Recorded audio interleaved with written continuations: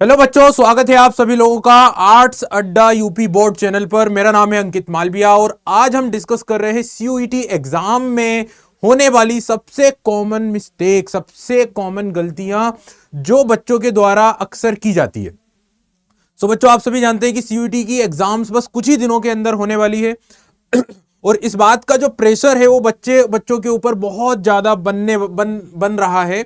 और इसी वजह से आज का ये जो सेशन है उन सभी बच्चों के लिए बहुत ही इंपॉर्टेंट है जो सीयूईटी के लिए प्रिपेयर कर रहे हैं, जो सीयूईटी की तैयारी में लगे हुए हैं। ठीक है ना?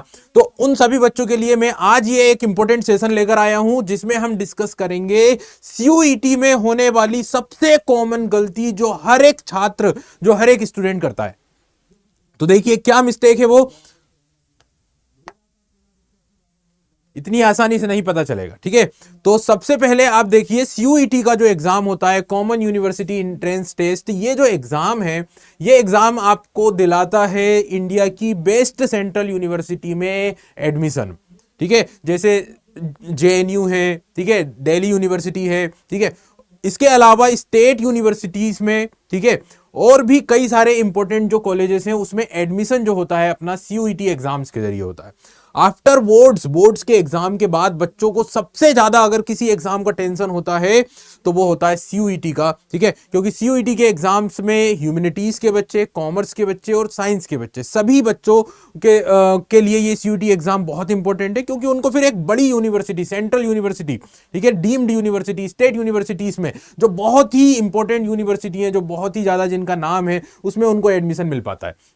लेकिन इस एग्जाम में क्या कॉमन मिस्टेक है जो हर एक छात्र करता है एग्जाम्स के पहले? ठीक है, कॉन्फिडेंस, क्योंकि ऑलरेडी आप बोर्ड्स का एग्जाम दे रहे हैं, ठीक है, तो आपको ऐसा लगता है कि भाई बोर्ड्स की प्रिपरेशन ऑलरेडी हो चुकी है, तो अब ये एग्जाम तो हम ऑलरेडी दे ही देंगे, बहुत आसान है, बहुत ही सरल है, क्योंकि अभी हमने बोर्ड्स का एग्जाम दिया है, तो अब कुछ ही दिनों के अंदर सीयूईटी का एग्जाम है, तो अपन आसानी से इसको दे देंगे। लेकिन यहीं पर छात्रों के द्वारा एक बहुत गंभीर गलती कर दी जाती है। तो क्या है वो गलती? बस अब आप देखिए, यहां पे मैं आपको बताने वाला हूं कि क्या गलती है जो हर एक छात्र करता है सीयूईटी एग्जाम के पहले। सो गाइस, जो मिस्टेक है वो क्या है? क्योंकि सीयूईटी का एग्जाम ओनली एमसीक्यू बेस्ड होता है, ठीक है, इसीलिए यहां पर बच्चों के द्वारा क्या गलती की जाती है? एमसीक्यू और मॉक टेस्ट को नजरअंदाज कर दिया जाता है। ठीक है, तो एमसीक्यू और मॉक टेस्ट की जितनी ज्यादा आप प्रिपरेशन करेंगे, जितनी ज्यादा अच्छे से उनको लगाएंगे, ठीक है, और एमसीक्यू और मॉक टेस्ट के जरिए आप जितना ज्यादा टॉपिक को, कॉन्सेप्ट को समझने की कोशिश करेंगे ना, उतना अच्छा आप लोगों के लिए एग्जाम में परफॉर्मेंस होने वाला है। तो एमसीक्यू और मॉक टेस्ट जितना ज्यादा हो सके उसको लगाइए और उसको सॉल्व करिए। सिर्फ ऐसा नहीं, एक क्वेश्चन कर लिया, दो क्वेश्चन कर लिया, अब अगर उसको चेक करें कि कहां पर हमने कौन सा क्वेश्चन गलत किया है, ठीक है, उसको एनालाइज करें, ठीक है, उसके बाद उसका जो कॉन्सेप्ट है, ठीक है, उसको स्टडी करें। तो ओवरऑल कहने का मतलब यह है कि एमसीक्यू और मॉक टेस्ट को नजरअंदाज नहीं करना है। यह आपको सीयूईटी एग्जाम में पास कराने की एक चाबी है, की है बोल सकते हैं। ठीक है, आगे देखिए, अब एक चीज को समझें कि भाई सीयूईटी एग्जाम में एमसीक्यू का इतना क्यों मतलब इंपॉर्टेंस है, इतना क्यों महत्व है? तो सीयूईटी पूरी तरह से MCQ, it means multiple choice question आधारित परीक्षा है। ठीक है, मल्टीपल चॉइस यानी एमसीक्यू बेस्ड आपकी परीक्षा है ये। ठीक है, इसके बावजूद बहुत से छात्र तैयारी के दौरान एमसीक्यू प्रैक्टिस और मॉक टेस्ट को नजरअंदाज कर देते हैं। यही उनकी सबसे बड़ी गलती होती है और सबसे पहली गलती होती है। ठीक है, तो एमसीक्यू की प्रैक्टिस करिए, मॉक टेस्ट लगाइए, जितने ज्यादा हो सके उतने लगाइए, बिकॉज इन्हीं के जरिए आपकी एग्जाम क्रैक होने वाली है। समझ गए सभी लोग? तो अब ये गलती जो है, ये इससे क्या नुकसान होता है, क्यों ये नुकसानदायक है ना? एमसीक्यू नहीं लगा रहे हैं, मॉक टेस्ट नहीं लगा रहे हैं, तो इससे क्या नुकसान होता है, वो नुकसान मैं आपको एक एक करके बताता हूं। देखिए, सबसे पहले अगर आप एमसीक्यू नहीं लगाएंगे ना, अगर आप एमसीक्यू और मॉक टेस्ट अगर नहीं लगाएंगे, तो सबसे पहला नुकसान जो होगा वो ये होगा कि परीक्षा पैटर्न की समझ नहीं बनेगी। भाई एग्जाम, हर एक एग्जाम का एक पैटर्न होता है। ठीक है, हर एक एग्जाम का एक क्या होता है? पैटर्न होता है। उस पैटर्न के लिए हमें मॉक टेस्ट लगाने पड़ते हैं।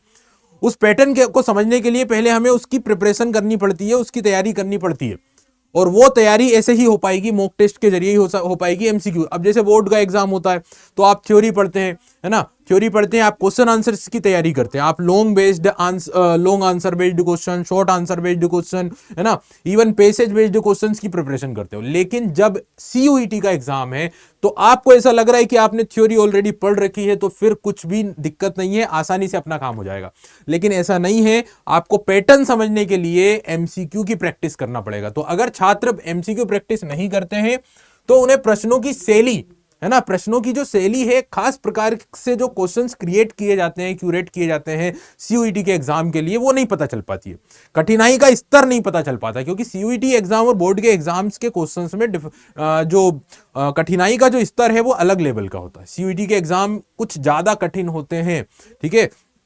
उसमें आपको मैचिंग द टेबल यानी कि मैच करना, ठीक है। इसके अलावा इवेंट्स को एक क्रोनोलॉजिकल ऑर्डर में अरेंज करना, इस तरह के क्वेश्चन सीयूईटी के एग्जाम में पूछे जाते हैं।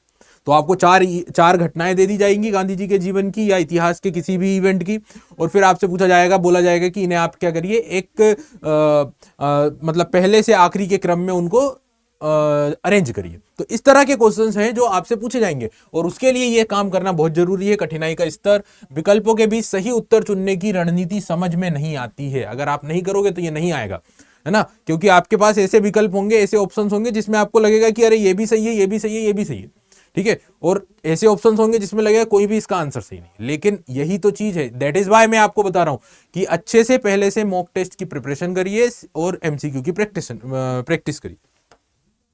अब दूसरा नुकसान जो इस एग्जाम ये नहीं करने की वजह से होता है वो क्या है, क्योंकि हम अगर इनकी प्रिपरेशन नहीं करते हैं तो हमारा समय प्रबंधन कमजोर हो जाता है। देखो, किसी भी एग्जाम में टाइम मैनेजमेंट सबसे इंपॉर्टेंट चीज होती है।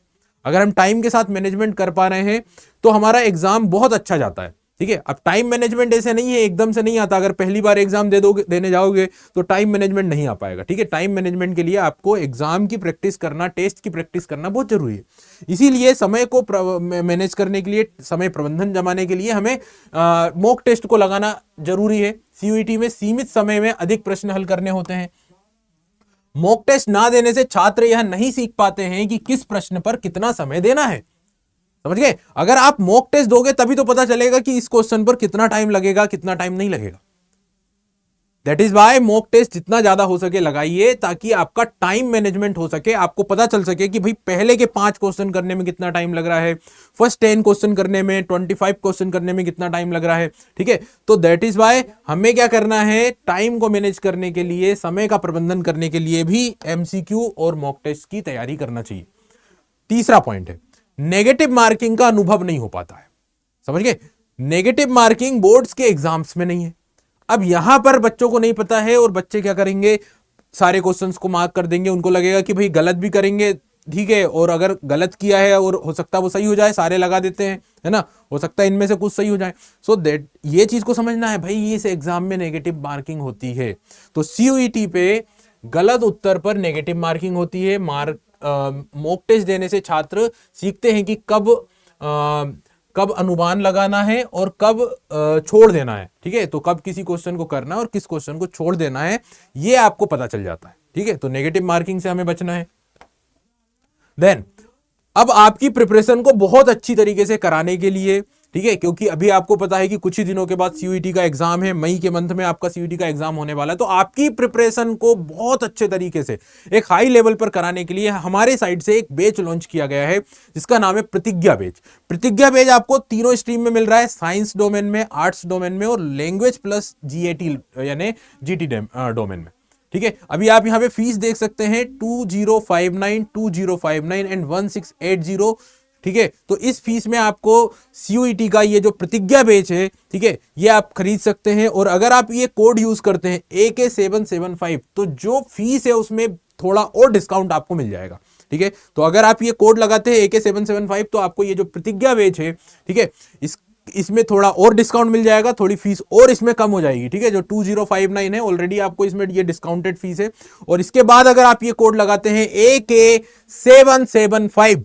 तो आपका प्राइस और थोड़ा कम हो जाएगा। और ये जो बैच है आपका प्रतिज्ञा बैच, इसमें आप देख रहे हैं सारे के सारे जो फैकल्टीज हैं वो काफी एक्सपीरियंस्ड हैं, कई सालों से सीयूईटी की एग्जाम्स की तैयारी करवा रहे हैं, ठीक है। तो आपके लिए ये प्रतिज्ञा बैच बहुत ही अच्छा है, बहुत ही सूटेबल है, सही टाइम पर ये बैच लॉन्च हुआ है और आपकी तैयारी इस बैच की वजह से और अच्छी हो सकती है।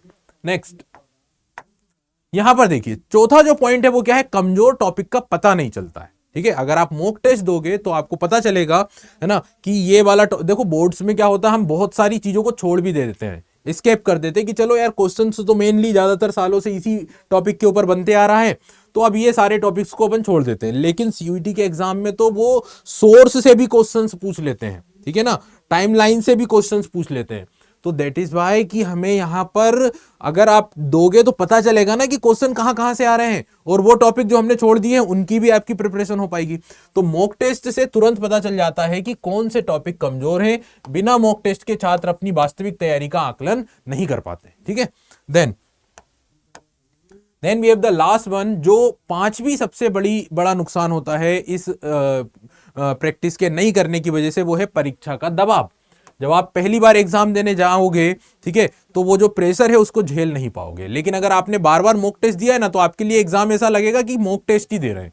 ठीक है, एकदम घर पर बैठकर एग्जाम दे रहे हैं, एक ऐसा मतलब इन्वायरमेंट क्रिएट हो जाएगा जिसमें आपको कोई प्रॉब्लम नहीं होने वाली है। तो परीक्षा का जो दबाव है, एग्जाम का जो प्रेशर है, उसको झेलने की आपकी आदत बन जाएगी। ठीक है, सो मॉक टेस्ट असली परीक्षा जैसा माहौल बनाते हैं। इससे छात्र मानसिक रूप से परीक्षा के दबाव को संभालने के लिए तैयार हो जाते हैं। तो जो एक एग्जाम की जो एंजाइटी होती है ना, जो प्रेशर होता है, उसको झेलने की हमारे अंदर कैपेसिटी आ जाती है। ठीक है, उसको झेलने की हमारे अंदर क्षमता आ जाती है, अगर आप पहले से मॉक टेस्ट दिए होते हैं तो। ठीक है, तो गाइस मैंने आप लोगों को बताया यहां पर कि मॉक टेस्ट और एमसीक्यू देने से सीयूईटी के एग्जाम में आपको कितनी हेल्प मिलेगी, ये कितना हेल्पफुल हो सकता है आपके लिए, कितना मददगार हो सकता है।